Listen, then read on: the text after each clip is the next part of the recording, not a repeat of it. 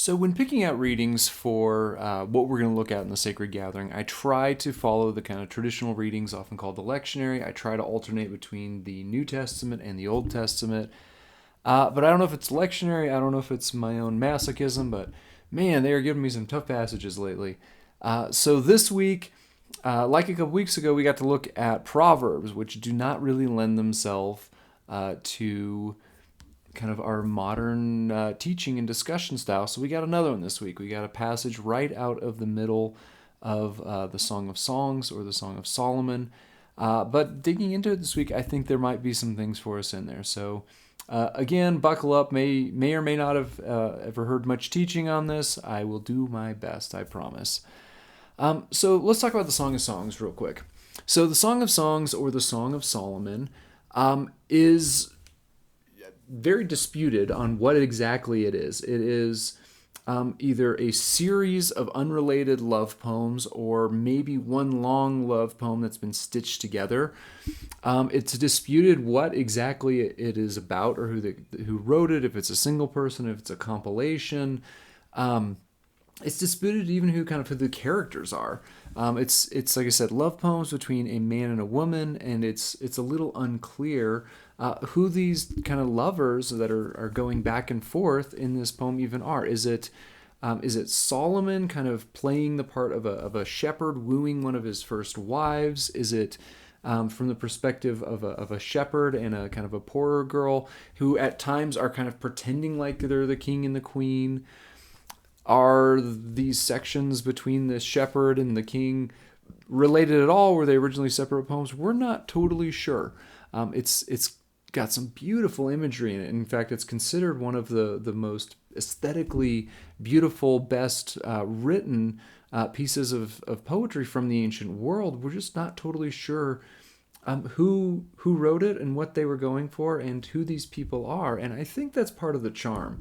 I think when it is a little vaguer, we're able to put ourselves into it in some ways and connect with it in some different ways, just like we do with a lot of great art, right? We bring ourselves to it and we find ourselves and our own feelings and longings, etc., reflected in there. The other question with this book, the Song of Songs, is what on earth is it doing in the Bible? Why was it included in sacred scripture? What does it have to do with God? And there have been kind of two traditional answers, and a lot, that kind of borrow from both between. But the two poles tend to be, this is just a fairly secular love cycle of love poems between, a man and a woman. And if that is included in the Bible, it's an affirmation that, God is okay with sex. He did invent it, right? We don't have to have this kind of American Puritan stance that we need to be afraid of it. It's God, embracing physicality and sex and love and emotional connection. There's a lot been made in recent years about how almost shockingly egalitarian this poem would have been in the ancient world and still often is, right? We've got in the section we'll look at today this claim that my beloved is mine and I am his from the woman. There's a mutuality, there's a lack of ownership in this book, which, the Bible very much seems to be affirming between this equality in the love between these two people. Taking it less literally, a lot of people have looked at it from a pretty heavily allegorical, in which the usually the male character, but not always, is God, and then the female character is either an individual soul or the community. We've also had kind of Christian interpreters that look at it but as kind of Christ as the king and his church. So it's a more kind of communal aspect rather than the God and the soul of an individual. This kind of individual reading. And I think what I have largely kind of come to the conclusion of is the direction that you're going to feel most comfortable with this, the direction you're going to want to read this book and explain why it is in the Bible, tends to say a lot more about the person interpreting it, about you as the reader or the person writing the commentary, than it does about the book itself. Again, it's a bit vague. It does not answer a lot of these questions. It's great at bringing up questions and not answering it. And maybe that's why it belongs in with all this wisdom literature. It belongs with Proverbs. It belongs with Psalms. It's working in a different way than other parts of the scripture. And so, as we're going to look at it today, that's a lot of the background, and I'm very open about the fact that you can do a lot of good and helpful things. But the reminder is of all Scripture, the point Jesus tells us of all of the law, all of the Old Testament, all of the New Testament as well, is to encourage love of God and the love of neighbors, right? And so my kind of question as we look at this is, okay, how do these ancient love poems, no matter what direction we take them, how does it encourage love of God and love of others? And so my take on it will probably lean more towards the allegorical, and in a lot of my reading, I would say it also leans pretty heavily into the almost apocalyptic or the eschatological, talking about kind of the end of the world and God's presence there. Won't be as apparent on our very first read of it, but I'll kind of explain why my heart tends to take us in those directions, and maybe why there's some helpfulness there. But again, I say this is most certainly not the only way to read it. This is not the only way to read a section like this and grow in our love of God or love of others. It's just, I guess, where I'm at right now and where my brain tends to take it.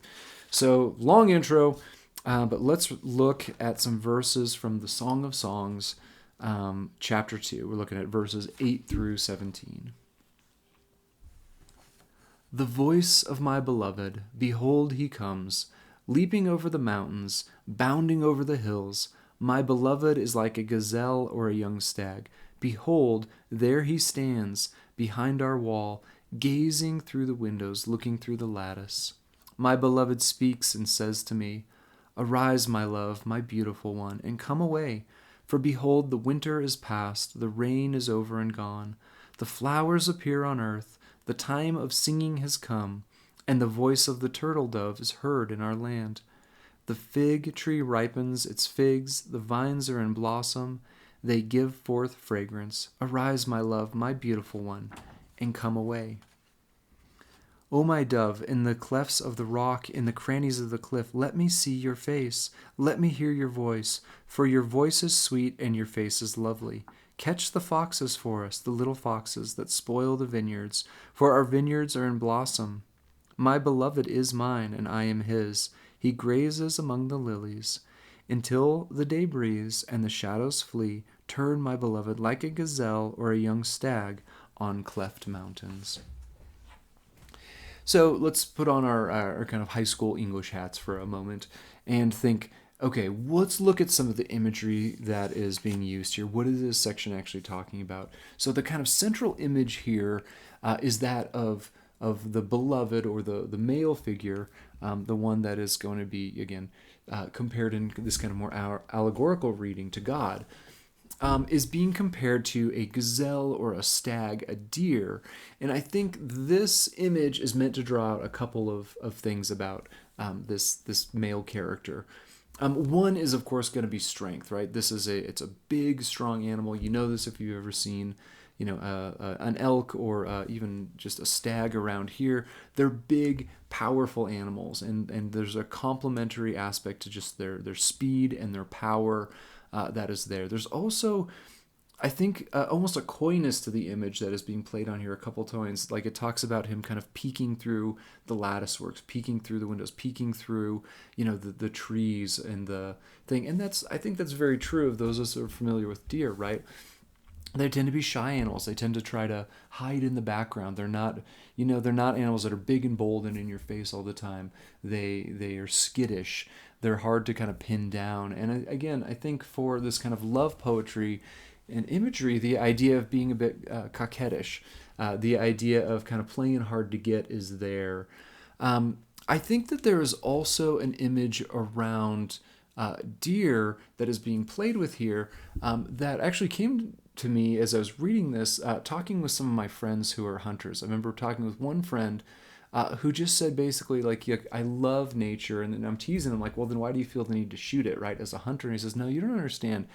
There is something, I'm never more alive than when I'm paying the full attention of watching nature in the way of a hunter. When I'm paying attention to deer, watching their every little movement, I never know something quite so well as when I'm hunting and looking for it very distinctly. And I think that imagery here of the hunting, the watching for the deer is also playing, whereas the deer tends to be kind of hiding among the things.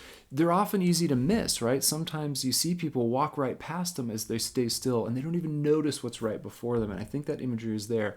The female, the lover, the speaker in this section is looking very pointedly, is noticing him peeking, is noticing him hiding among the kind of things, whereas other people might miss this powerful, graceful creature among them. She's not going to miss it because she's looking, she's paying attention, she's not going to let him hide in the way. And I think a kind of a second image that plays on that there is this dove in the clefts of the rock, the crannies. And my brain took that towards times when I've been in like Garden of the Gods or larger red rocks, and sometimes you can just hear this cooing of pigeons or of other animals. You can hear birds or hear their song, but you don't always know where they are. And it's that same kind of imagery, I think, of those willing to see, those willing to pay attention. Some of us just hear bird song, but other people are truly aware of what is around them, whether it's the deer, whether it's the bird, because they're willing to pay attention.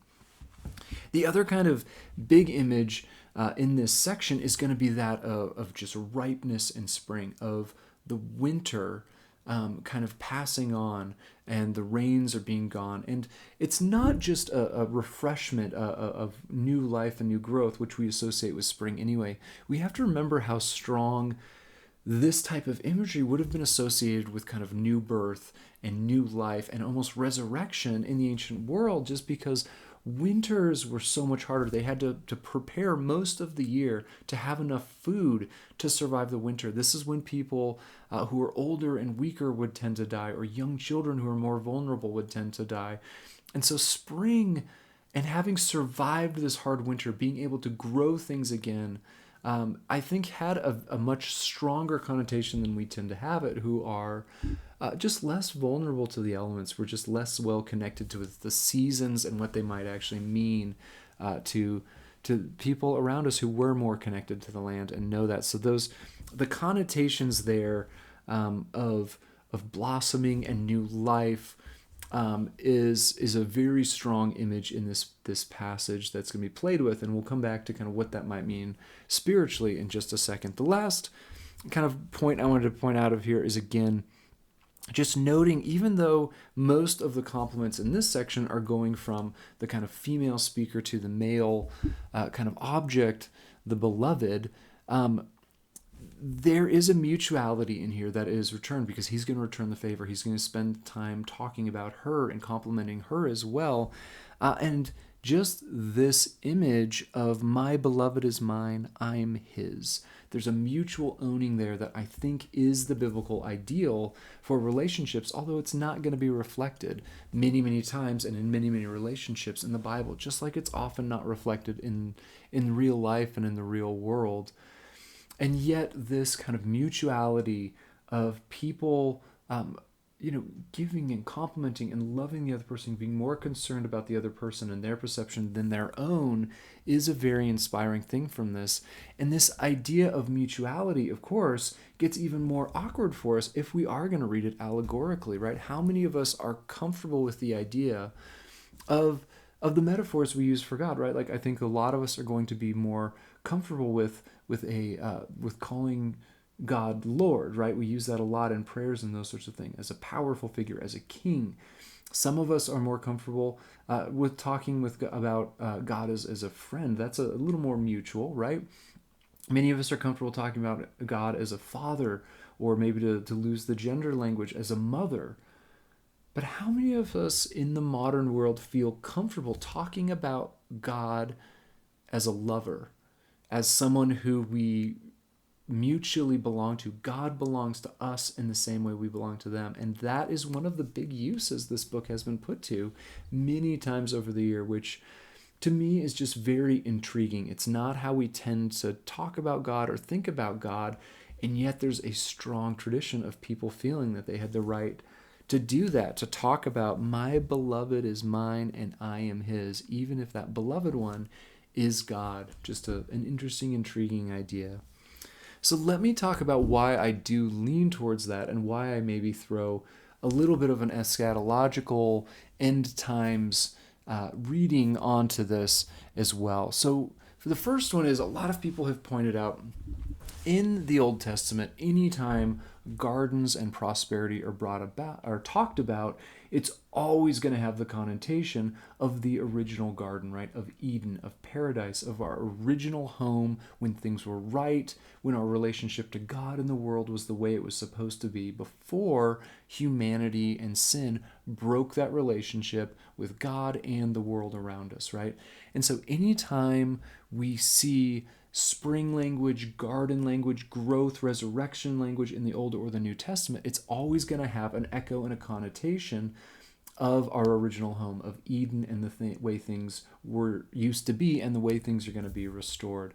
And this is true even for people who read this very literally as just a love poem, right? That God is, again, affirming sex. God is affirming emotional connection and marriage and love and that sort of thing, right? Even there, they're still using the language. In fact, they're making a nod to this this mutual relationship, this love between these two individuals has almost like a miniature Eden encapsulated in it as he is inviting them out into the spring, out into the wholeness. But the language here isn't just about, I think, the love of these individuals, although it can be perfectly valid to read it that way. This language also shows up in a couple other places in the Old Testament. One of them is Hosea. And again, there's a strong sexual connotation between all of Isaiah's prophecies and how his relationship with a very wayward wife echoes God's relationship with a very wayward people in Israel. But even stronger than that, this garden language, this spring language is going to show up all over the place at the end of Isaiah. At the end of the book of Isaiah, when he uses this type of language, this Edenic language, again and again to talk about when things are made right, when the world is restored. Some of our absolute favorite passages from that, right? That again, Christ is going to take in the New Testament, take up again about things being restored, the blind having their eyes received, the prisoners being freed, swords being made into plowshares, the lion and the lamb laying down together. And this, it's again and again going to have this spring, winter is over language, which again is being played on here and which is going to show up. And so if our reading is one in which God has something to do with, or maybe I should say, the male lover here and being talked about has some things to teach us about God, and the invitation into spring, the invitation into this anticipation of love has something to tell us about God restoring the world. I think we're going to read this very differently. So we look at this, and again, what about that first image? This image of God as the gazelle or the deer or the dove, right? I think it has some things to teach us about kind of God's hiddenness in plain sight. Often, like I said, deer are walked right past. We don't even notice them unless we are a hunter, unless we are, someone who is actively trying to appreciate the birds or the deer, that sort of thing. Unless we are looking, it is very easy to miss God, even in the midst. Even sometimes we walk right past God because we're not actively looking like that hunter or like that lover. And I think that is very much one of the ways it's played. In fact, the great Spanish mystic, St. John of the Cross, actually takes this section and in his canticle, which is very much an extended love poem between kind of his own soul and God, he uses this image as this fascinating and beautiful section when he's talking about watching for God's presence. And I see him, and then he gotten away, he's moving. There he is. Where's God? There he is again, and there's something to teach. I think the second image of winter finally being over, of spring and blossoming, again, looking at it from Isaiah's angle, this call of God saying there is going to be a moment in which the winter of the world, the hardness, the fear, the just ache of, is it going to be made right? Is it going to be better? There will be a moment when we hear this language from God himself. God's presence finally becomes closer and stronger. And what does he invite us again to do? He says, wake up. Come out, my love, my beautiful one. Come away. Wake up, come away, come and see, right? To use maybe Jesus' language, come and see the world in its restoration. Come and see the way things are. Come and see what I have done.